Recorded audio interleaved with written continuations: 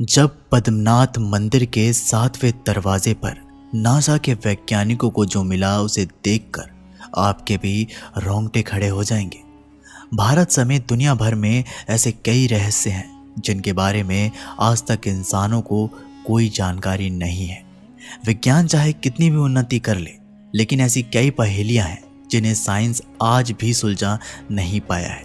आज हम आपको ऐसे मंदिर के बारे में बताने वाले हैं जिसके अंदर आज भी अरबों के सोने चांदी, हीरे जवाहरात और भी कितना सारा खजाना छुपा हुआ है। उसका पता लगाने के लिए भारत के उच्चतम न्यायालय में अर्जी दी गई थी और काफ़ी मेहनत के बाद कपाट भी खोले गए। लेकिन वैज्ञानिकों की टीम के साथ जो चमत्कार हुआ उसे देखकर आपके रोंगटे खड़े हो जाएंगे।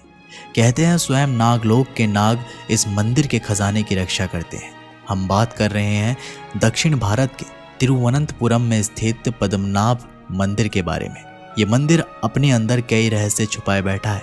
कहते हैं यहाँ तकरीबन 7 तहखाने मौजूद हैं और जिसमें 7वें तहखाने में जो खजाना है उसकी रक्षा नागलोक के नाग, पौराणिक पिशाच और अन्य कई अलौकिक देवता करते हैं। जिस भी इंसान ने 7वें दरवाजे को खोलने की कोशिश करी, या तो गुप्त तरीके से वह गायब हो गया और या अचानक से उसकी मौत हो गई। बात है सन 1930 की, जब लुटेरों का एक गिरोह पद्मनाथ मंदिर में करोड़ों का खजाना लूटने आया।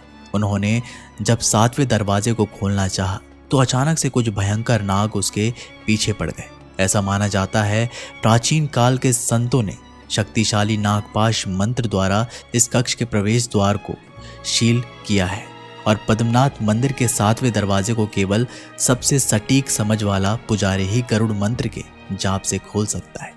लेकिन सन 2011 में सरकार द्वारा एक ऐसी नादानी हो गई जिसका पछतावा आज भी उन सभी वैज्ञानिकों को होता है जिनके द्वारा पद्मनाथ मंदिर का वह दरवाज़ा खोलने का प्रयास किया गया। पद्मनाथ स्वामी मंदिर केरल के तिरुवनंतपुरम में मौजूद भगवान विष्णु का सबसे प्रसिद्ध मंदिर है। इस मंदिर के गर्भगृह में भगवान विष्णु के विशाल मूर्ति विराजमान है, जिसे देखने के लिए रोजाना हजारों भक्त दूर दूर से आते हैं। इस प्रतिमा में भगवान विष्णु शेषनाग पर शयन मुद्रा में विराजमान है। मान्यता है कि तिरुवनंतपुरम नाम भगवान के अनंत नामक नाग के नाम के ऊपर रखा गया है। यहाँ पर भगवान विष्णु की विश्राम अवस्था में प्रतिमा हमें दिखाई देती है। लेकिन आपके मन में एक सवाल आ रहा होगा कि आखिर इस मंदिर का निर्माण किसने कराया और आखिर इस मंदिर में जो करोड़ों का खजाना है वह किसकी अमानत है।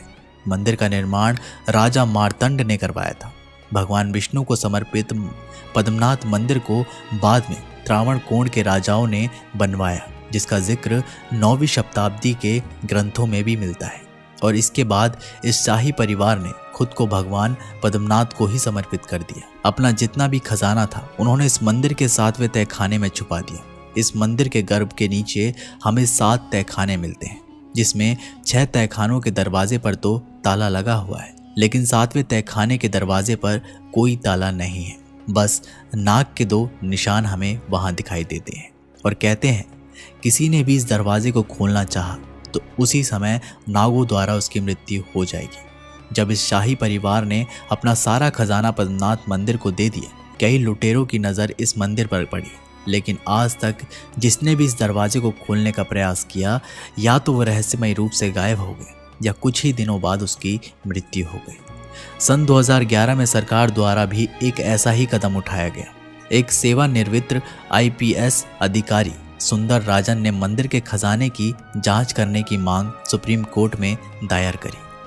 इसके बाद सुप्रीम कोर्ट ने भी खजाने के बारे में पता लगाने के लिए 7 सदस्य कमेटी का गठन किया। तिरुवनंतपुरम के लोगों का यही कहना था कि सरकार द्वारा भूलकर भी अगर उस दरवाजे को खोल दिया गया तो सभी लोगों के लिए मुसीबत का पहाड़ टूटेगा। लेकिन सुप्रीम कोर्ट ने उन दरवाजे को खोलने के आदेश पारित कर दिए, जिसके बाद एक कमेटी का गठन हुआ जिसमें कई सारे वैज्ञानिक भी थे और कई सारे IPS अधिकारी भी थे। जब वे पद्मनाथ मंदिर के गर्भगृह के नीचे गए तो वहां एक एक करके उन्होंने 7 दरवाजे दिखाई दिए। जब उन्होंने पहला दरवाज़ा खोला, अंदर का नज़ारा देखकर उन सभी वैज्ञानिकों के रोंगटे खड़े हो गए। क्योंकि अंदर कई सारे कीमती रत्न और कई हीरे जवाहरात मौजूद थे। जिसके बाद एक एक करके वैज्ञानिकों द्वारा 6 दरवाजे खोल दिए गए जिनके ऊपर ताला लगा हुआ था और अंदर से कई करोड़ों की संपत्ति उन्हें प्राप्त हुई। इन 6 तहखानों के अंदर कीमती रत्न पत्थरों के साथ साथ 1 लाख करोड़ रुपए की कीमती धातुएं वैज्ञानिकों को प्राप्त हुई। लेकिन अब इंतजार था उस 7वें दरवाजे का, क्योंकि सभी को यही आशा थी कि जब 6 तहखानों में इतना खजाना मिल सकता है तो 7वें तहखाने में ऐसा क्या होगा। लेकिन चौंकाने वाली बात ये थी कि उस तहखाने के दरवाजे पर कोई ताला नहीं लगा हुआ था। इस बात से सभी लोग डरे हुए थे, क्योंकि लोगों का यही कहना था कि आज तक जिसने भी इस तहखाने को खोलना चाहा वह जिंदा नहीं बच पाया। वैज्ञानिकों के मन में जानने की इच्छा थी ऐसा क्या है 7वें दरवाजे में, या तो अपार सोना या कोई खतरनाक हथियार। लेकिन जब वैज्ञानिकों द्वारा इस 7वें दरवाजे को खोलने का प्रयास किया गया तो ताला ना होने के बावजूद भी 10 जने मिलकर भी इसे नहीं खोल पाए। जब वैज्ञानिकों ने उस दरवाजे पर कान लगाकर सुना तो अंदर से पानी बहने की आवाज आ रही थी। कुछ लोगों का ऐसा भी कहना है कि इस दरवाजे का दूसरा रास्ता अरब सागर की खाड़ी में खुलता है।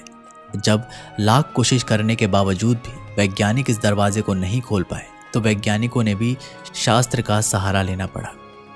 उन्होंने काफी मुख्य पुजारी की व्यवस्था करी जिसे बहुत अच्छी तरह से गरुड़ मंत्र आता हो, क्योंकि इस दरवाजे को केवल वही खोल सकता था जो कि एक सटीक पुजारी हो जिसने गरुड़ मंत्र के ऊपर सिद्धि प्राप्त कर रखी हो। जब उस पुजारी ने दरवाजे के सामने गरुड़ मंत्र का जाप करना शुरू किया तो मंदिर में अचानक ही बहुत जोर से कंपन होने लगा। इस कंपन से सभी लोग बहुत ज्यादा डर गए और गरुड़ मंत्र को बीच में रोकने के कारण उस पुजारी की दिल का दौरा पड़ने से उसी समय मौत हो गई। यह नज़ारा देखकर वहां सभी वैज्ञानिकों के रोंगटे खड़े हो गए। कहते हैं पहले दिन हार मानकर वे लोग वहां से लौट गए, लेकिन 6 तहखानों में से कई लाख करोड़ों का खजाना सरकार को प्राप्त हुआ था। लेकिन 1 से 2 दिन के बाद वो खबर आई जिसे सुनकर आपके भी रोंगटे खड़े हो जाएंगे। वो कमेटी जो दरवाजे को खोलने का प्रयास कर रही थी, उस कमेटी के 2 सदस्यों की अकारण ही मौत हो गई और एक एक करके सभी के जीवन में तरह तरह की मुसीबतें आने लगे।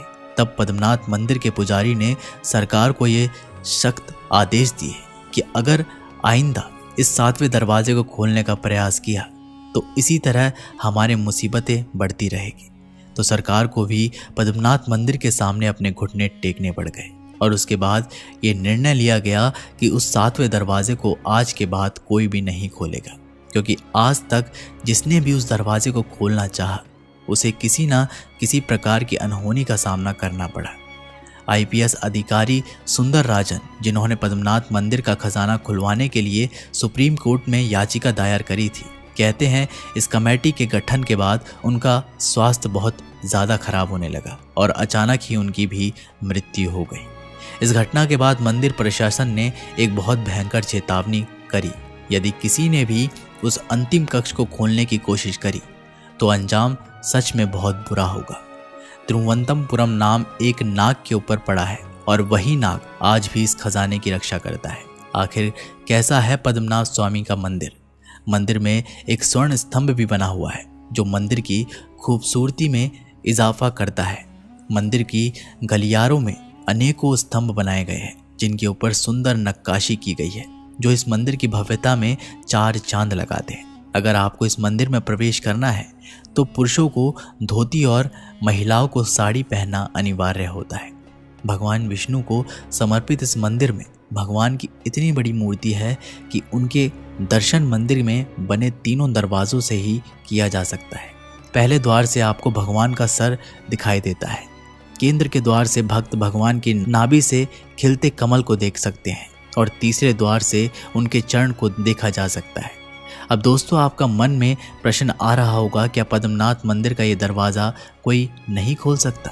तो इसका जवाब जानकर आपके भी रोंगटे खड़े हो जाएंगे। पद्मनाथ मंदिर के 7वें द्वार को खोलने एवं उसके खजाने को खोलने की बात होती है तो अचानक से भय का माहौल बन जाता है और अनहोनी की कहानी सबके सामने आने लगती है, क्योंकि मंदिर के 7वें द्वार पर कोई ताला नहीं है और ना ही कोई कुंडी है। यहाँ जो सांपों के प्रतिबिंब है और वही नाग देवता आज भी इस मंदिर की रक्षा करते हैं। लेकिन दोस्तों ऐसा कहते हैं 16वीं शताब्दी के एक सिद्ध पुरुष, योगी या फिर कोई तपस्वी द्वारा इस दिव्य दरवाजे को खोला जा सकता है। वह सिद्ध पुरुष आकर जब इस दरवाजे के पास गरुड़ मंत्र का जाप करेगा तो उसके द्वारा ये गेट अपने आप खुल जाएगा। लेकिन अगर उच्चारण जरा सा भी गलत हुआ तो दिल का दौरा पड़ने से या अन्य किसी कारण से उसकी मृत्यु भी हो सकती है। तो दोस्तों, पद्मनाथ मंदिर के रहस्य के बारे में क्या आप आज से पहले जानते थे, या आपको कोई भी बात अच्छी लगी हो तो नीचे कमेंट बॉक्स में ज़रूर बताइएगा। मिलते हैं दोस्तों आप लोगों से एक नई वीडियो के माध्यम से। तब तक के लिए अपना ख्याल रखिएगा। बहुत बहुत धन्यवाद।